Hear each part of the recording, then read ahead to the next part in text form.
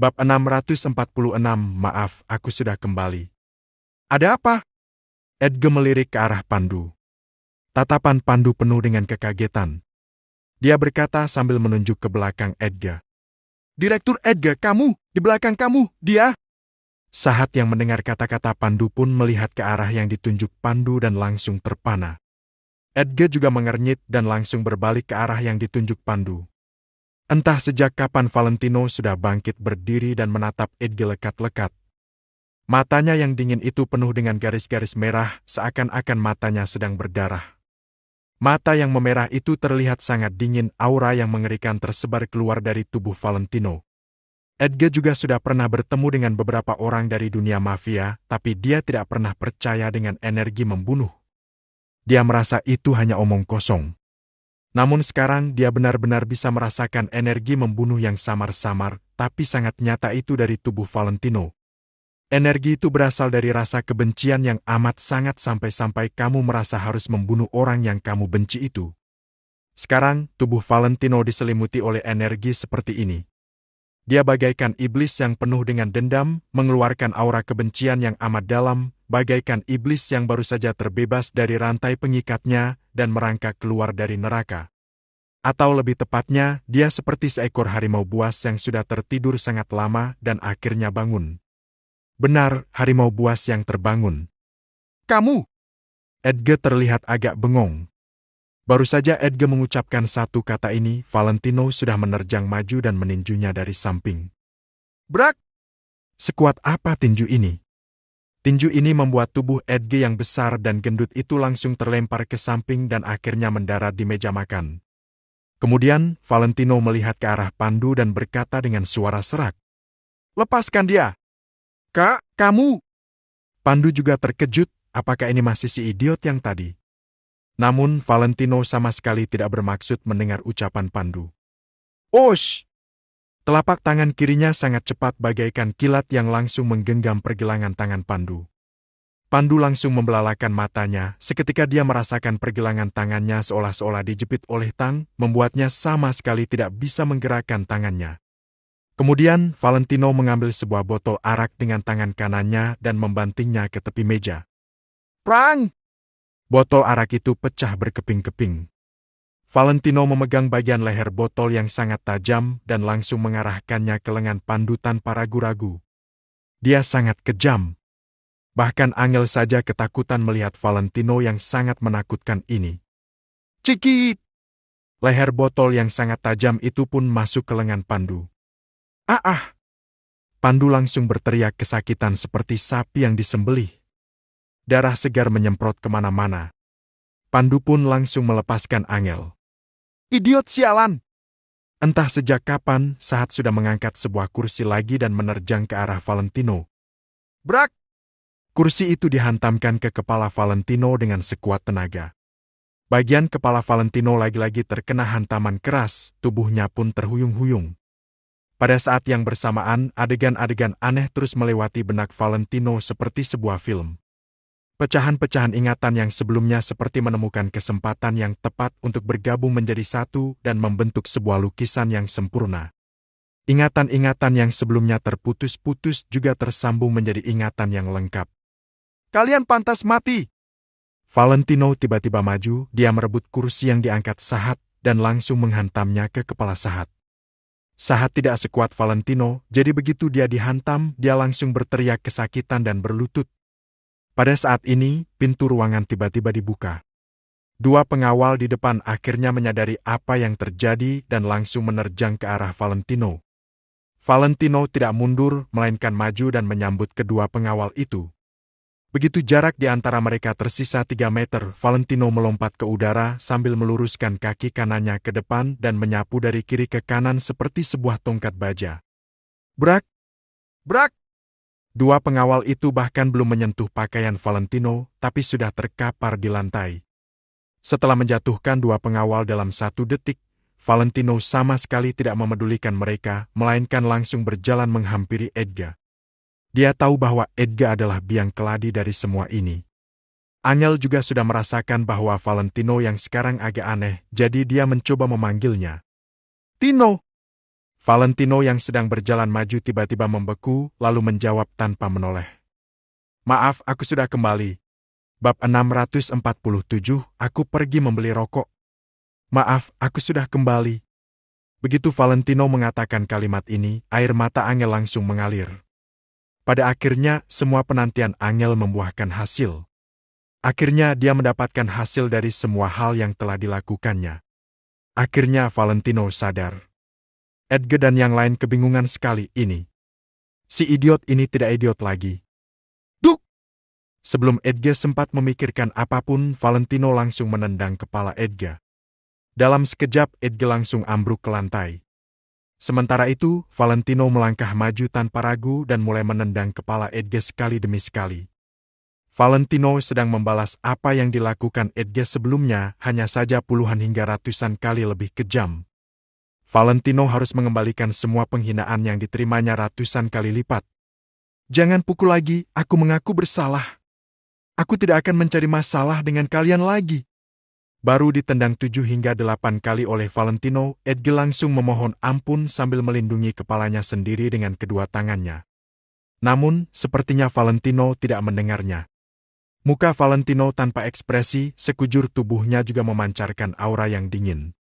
Dia terus mengulangi tendangan kencangnya. Kondisi Valentino yang sekarang tidak hanya membuat Pandu dan yang lain terguncang, bahkan Angel juga ikut tertegun. Bahkan jika dibandingkan dengan semua orang di sini, reaksi Angel yang terlihat paling jelas. Valentino yang sekarang memang sudah sadar.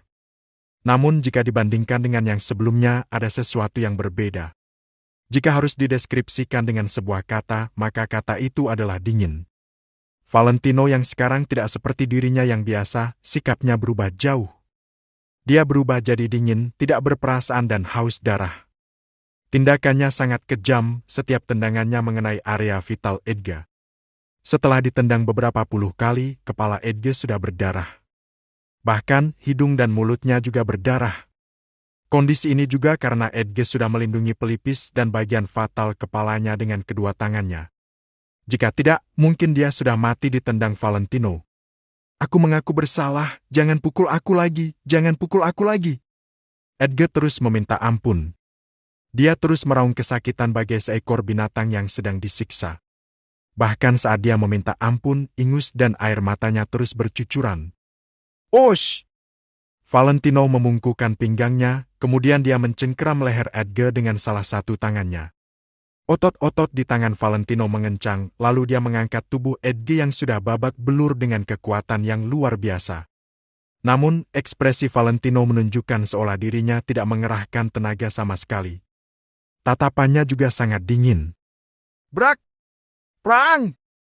Valentino memecahkan botol bir sekali lagi.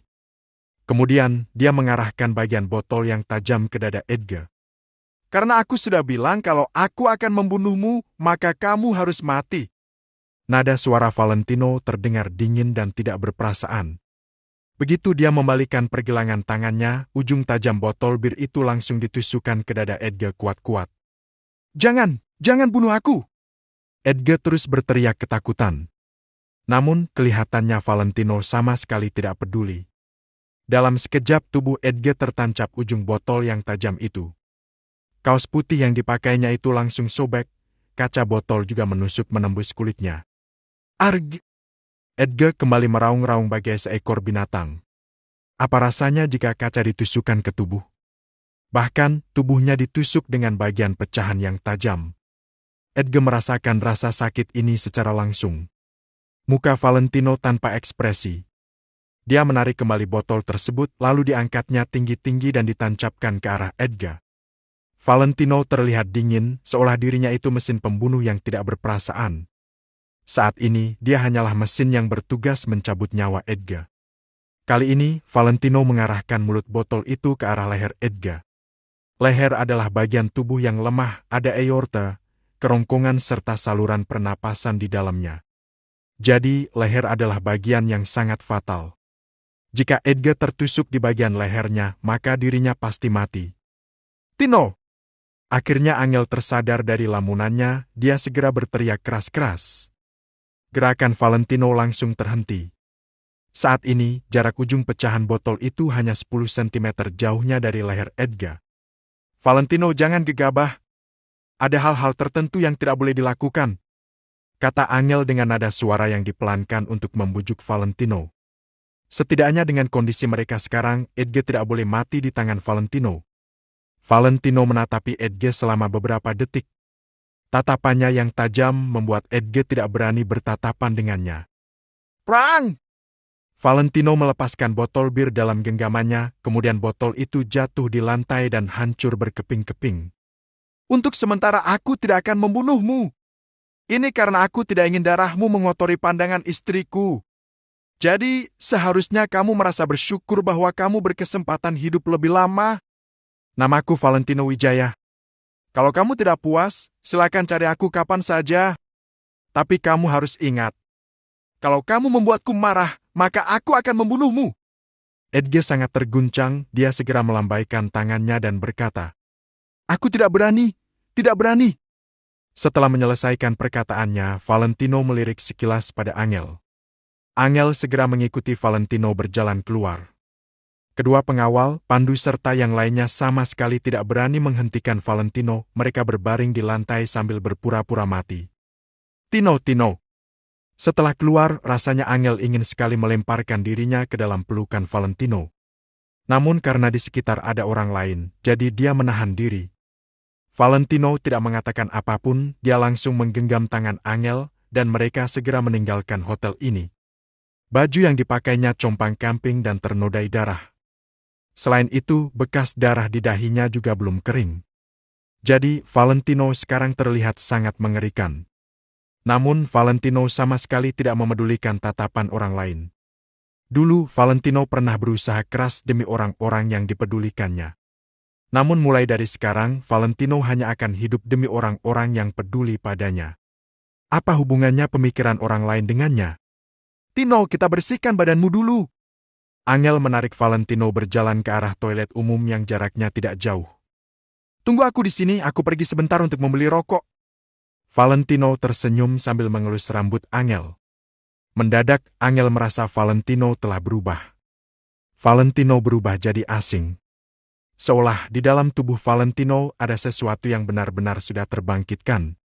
Rasanya, dia dingin sekali. Meski Valentino sudah sangat menahan sikap dinginnya itu saat berhadapan dengannya, Angel tetap bisa merasakannya. Padahal kamu sudah berhenti merokok beberapa bulan. Angel tersadar dari lamunannya, kemudian dia menatap Valentino dengan penuh kekhawatiran. Ya, tapi mendadak aku ingin merokok. Tunggu aku. Setelah tersenyum sesaat, Valentino meninggalkan toilet umum. Tunggu sebentar, Tino. Aku akan memberimu uang, kata Angel sambil mengeluarkan dompetnya. Tidak perlu, aku punya uang. Kemudian, Valentino membalikkan tubuhnya dan tersenyum sambil berkata, selain itu, bisa tidak jangan memanggilku Tino lagi? Tidak bisa. Aku tetap akan memanggilmu seperti itu. Angel cemberut. Valentino menggeleng tanpa daa, dia tersenyum sambil berkata, baiklah, tunggu aku kembali. Angel berdiri di tempat dengan patuh sambil menunggu Valentino kembali. Di dalam ruang makan VIP di dalam hotel. Valentino dan Angel sudah pergi 3 menit yang lalu, Pandu segera merangkak dan bangkit dari lantai.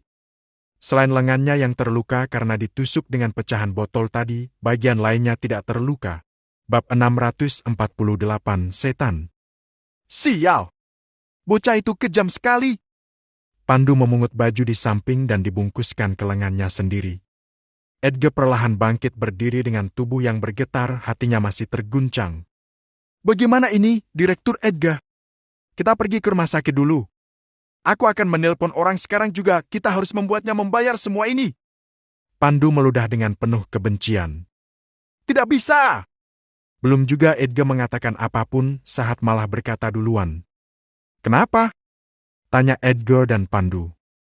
Tatapan orang itu, pernah kulihat saat bertemu orang-orang yang tidak takut mati. Dia benar-benar tidak takut mati. Kuberitahu ya, Valentino benar-benar berani membunuh orang. Hanya gara-gara seorang wanita tidak sepatutnya kita, kata Sahat dengan was-was. Matanya terbelalak, sementara itu dia sedang berusaha bangkit sambil memegang kepalanya. Sekarang dirinya benar-benar ketakutan. Sementara itu, Edge sendiri juga paham sekali dengan perkataan Sahat. Tatapan Valentino yang sedingin seekor monster itu benar-benar sudah membuat Edge takut. Tak perlu diragukan, tadi jika Angel tidak meneriakinya tepat waktu, pasti Valentino sudah akan menusukkan botol kaca itu ke lehernya Edge. Menghadapi orang gila yang hendak membunuhnya tanpa mengatakan apapun, Edge benar-benar takut. Sialan, dia itu hanya seorang bajingan. Bajingan yang tidak memiliki apapun.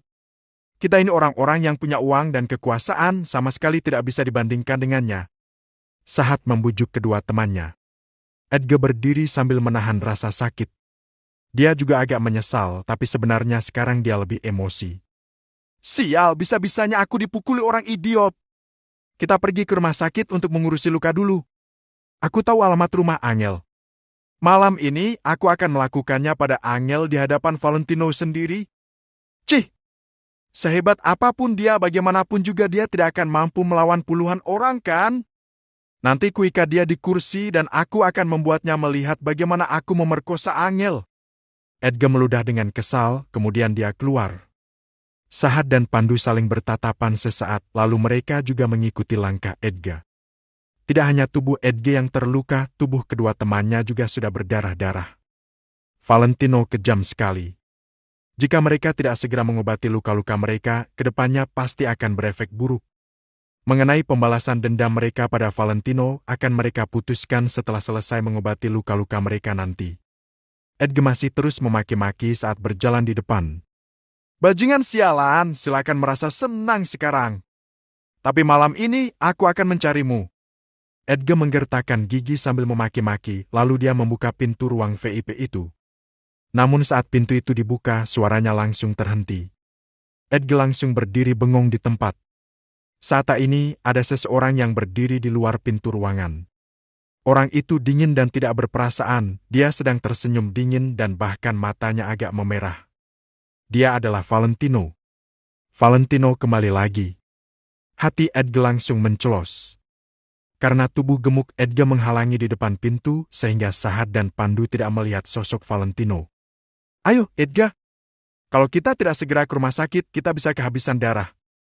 Bujuk Pandu begitu melihat Edge hanya berdiri diam di tempat.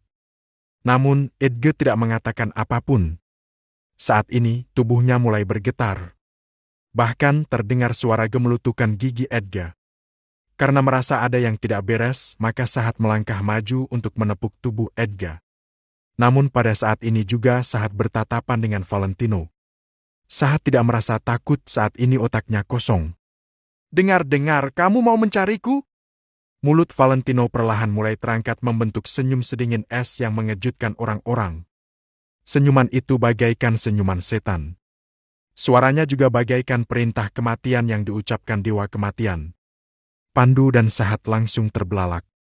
Rasanya jantung mereka berhenti berdetak. Sementara untuk Edge, matanya terbelalak sebesar-besarnya. Dia bahkan tidak bisa berkata-kata. Kamu tidak perlu mencariku, aku sudah datang. Baru saja Valentino mengucapkannya, dia langsung mengulurkan tangan kirinya dan mencengkeram leher Edge. Bluk! Edge bahkan sampai berjinjit karena tubuhnya diangkat Valentino, kemudian dirinya didorong ke belakang. Osh! Valentino mengangkat sebelah kakinya untuk menendang pintu ruangan ini hingga tertutup. Pandu dan Sahat langsung tertegun, mereka menatapi Valentino tanpa mengatakan apapun. Mereka melihat bagaimana Valentino mencengkeram leher Edge dengan sebelah tangannya, lalu dia terus mendorong Edge ke belakang. Sementara itu, Edge terbelalak dan dirinya seolah kehilangan akal sehatnya, dia hanya terus terbengong. Bluk! Tubuh Edge yang gembul itu didorong hingga menabrak meja makan dan bergetar. Valentino sama sekali tidak berekspresi, tatapannya dingin sekali. Tangan kirinya tetap mencengkeram leher Edge, tapi tangan kanannya meraih botol bir lagi. Valentino jadi semakin suka menggunakan botol bir ini. Prang! Valentino memecahkan botol bir sekali lagi, lalu dia hanya mencengkeram bagian ujung botol yang tajam. Kalau kamu menyentuh istriku, maka aku akan membunuhmu. Setelah mengatakannya, dia melepaskan cengkeramannya pada leher Edge. Namun, tangannya yang sedang memegang pecahan botol itu langsung melesat ke depan. PV50. Ujung pecahan botol yang tajam itu langsung tertusuk ke tubuhnya Edge. Tanpa mengatakan apapun, Valentino langsung membunuhnya sesuai perkataannya tadi. Ag! Leher Edgar sobek terkena tusukan. Dia langsung memegang lehernya dengan kedua tangannya dan ingin berteriak kencang-kencang, hanya saja tidak ada suara yang keluar. Jadi, dia hanya bisa membelalakan matanya sambil mengeluarkan suara napas yang terengah-engah. Sementara itu, telapak tangannya sudah ternodai darah merah. Kali ini, aorta dan saluran pernapasan Edgar terluka parah. Tanganmu awas! Valentino berteriak keras-keras sesaat, kemudian dia menarik tangan Edgar dan menusukkan kaca botol itu sekali lagi. Ah! Begitu serpihan kaca botol itu dihuyungkan ke depan, dalam sekejap darah segar langsung menyembur. Pandu dan Sahat langsung berlutut di lantai. Wajah mereka pucat pasi, bahkan saat ini mereka sudah melupakan rasa sakit yang menjalar dari luka di tubuh mereka. Kalau kamu menyentuh istriku, maka kamu harus mati. Valentino menatapi Edgar lekat-lekat, lalu dia menusuknya sekali lagi. PV50. PV50. PV50. Hari ini aku akan menyambut diriku yang kembali normal dengan darah segarmu. Valentino tidak berekspresi. Dirinya bagaikan robot yang tidak berperasaan. Gerakan tangannya yang terus menusukkan kaca ke depan sangat teratur. Suara tusukan terus terdengar, darah juga terus mengalir. Tubuh Edgar terbaring lemas di atas meja. Tubuhnya sudah tidak bernyawa dengan mata yang masih melotot lebar. Ini adalah pertama kalinya Valentino membunuh orang. Dulu dia sama sekali tidak perlu turun tangan sendiri, ada orang yang akan melakukan hal ini untuknya. Namun meski ini adalah yang pertama kalinya, Valentino sama sekali tidak merasa ketakutan. Meski kondisi kematian Edgar sangat tragis, Valentino juga sama sekali tidak merasa tidak nyaman. Di dunia ini, memang ada orang-orang yang pantas dibunuh. Membunuh orang yang sepatutnya dibunuh, Valentino hanya merasa puas. Mana mungkin dia gugup atau ketakutan. Valentino menggoyangkan tangannya untuk membersihkan darah segar yang menodai tangannya. Kemudian, dia membalikkan tubuhnya dan menatapi Pandu dan Sahat. Kedua orang itu tertegun dan terduduk lemas di lantai. Mereka terus merangkak ke belakang. Bahkan saat menyentuh dinding belakang sekalipun, mereka masih terus menendang kaki mereka untuk menggeliat lebih jauh.